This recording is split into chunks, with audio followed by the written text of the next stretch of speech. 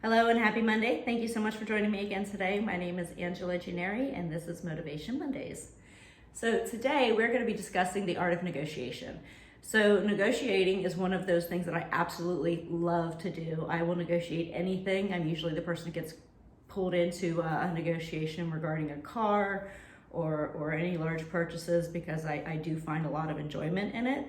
But I wanted to give you some tips and strategies, things that have worked for me over the past, several years and throughout my career. Because I think that just knowing how to negotiate well is the key to becoming confident at it. So the biggest thing to remember in a negotiation is that you never want to just beat the other party down to the point where they feel like they are losing something by negotiating with you. The very best negotiation is where both sides walk away feeling like they won. And that's really what you're striving for throughout the negotiation. So how do you figure that part out? So number one is knowing exactly what you want. So when you're starting a negotiation, you really want to understand what it is that you're looking to achieve. Is it price? Is it the object itself? Is it the terms of a contract? What exactly is your highest priority? And you want to rank those 1, 2, and 3 because there's a good chance you're not going to get everything that you want. But if you can get the thing that's most important to you, whether that is the price or the object or the terms, that's a great starting point because the next part of the negotiation is figuring out what the other side wants. So what the other side wants is really where you get your leverage. So the other side may not be as concerned about price. That might be what you are negotiating, but it might be timing. If you're trying to purchase a car at the end of a sales cycle, the salesperson might have a lot of incentive to give you a better deal. Also, it could be something as simple as respect. Just showing cultural sensitivity could be a big issue. I know when I was traveling to Peru, I went to Cusco, Peru, and I was doing some volunteer work there for a few weeks. Well, Cusco is a very touristy town. And I remember this one instance where I had gone into a little local shop and found an object that I thought was pretty neat and I wanted to bring home. And so I had asked the vendor how much it was, but I asked him in Spanish. Well, right after I asked him, a few Americans walked into the store and asked him about the same object, but they asked in English. And the shop owner told him twice the amount of money that he had told me because I was respectful enough to ask him in his own language, how much something cost. He actually ended up negotiating with me, whereas the Americans paid a much higher price. And I mean, clearly I'm as American as they are. I just respected their cultural differences. So that is number one. Number two is build rapport with the people that you're trying to negotiate with. Find common ground, whether that is,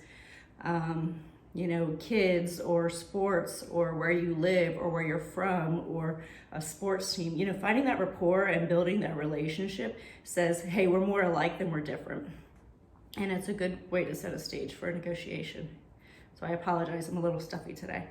So I'm having a harder time breathing. So be respectful. Number 3 is be respectful, but be firm. Being respectful is key. Nobody wants to do business with someone who isn't respectful to them. There was a gentleman there was a negotiation that was taking place a week ago. And the gentleman that I was negotiating with, there was one part of the negotiation that we just couldn't get past. And it was an initiation fee for a new service we were considering for my company. And, at first he was, firm that that wasn't going to be waived. And then he kind of became a jerk about it. And so because of that, I kind of walked away from the negotiation because in my opinion, if he's not going to be respectful throughout the negotiation, I don't have any incentive to give him what he wants, which is the contract. So, we ended up walking away and I felt better about that because if I had, caved into what he wanted and let him treat me in the way that was disrespectful, I would have felt like I lost in that negotiation. And so I just wasn't willing to do that. So be respectful, but be firm. Let them know what is important to you, but at the same time, don't criticize or demean them in any way. Number 4 is know what is important when you're trying to negotiate, what are your walk away points? You know, what is going to be that point that says no more, you know, this is no longer worth it, because you have to be willing to walk away from any negotiation or you lose leverage. So the walk away point is, you know, whether it's the price is just too high, or it's just not the right fit, or this would have been a good deal at this price, but other than that, it's not really that great of a deal. Don't get emotionally tied to it. Don't get emotional about the negotiation or about the object you're negotiating for, because if you're really that concerned about it and it's that important to you, then there is no negotiation. Just pay whatever they're asking and walk away, and you'll probably still be okay with it. However, you just want to make sure that if it's not something that you're really emotionally attached to, that you can and will walk away if the terms aren't really met, to make you feel good about the negotiation. So that is about it. So I'm curious to know what your thoughts are for negotiation. What has worked for you? What has not? You know, can you add a personal touch to a negotiation? A friend of mine was negotiating a house.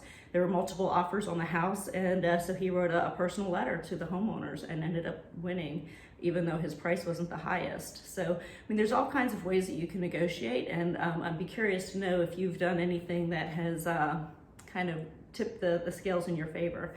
But just remember that when you're negotiating, you always want to make sure that everybody feels like they won when they walked away from that negotiation. You know, the other side might have, you know, something as simple as timing or respect as part of their, you know, what they're really looking for. It could be something completely different. So if you understand what they want and you understand what you want, you know, they're likely different. So you can both walk away feeling like you won the negotiation. So I wish you all the best, and I look forward to seeing you next week. Have a great week.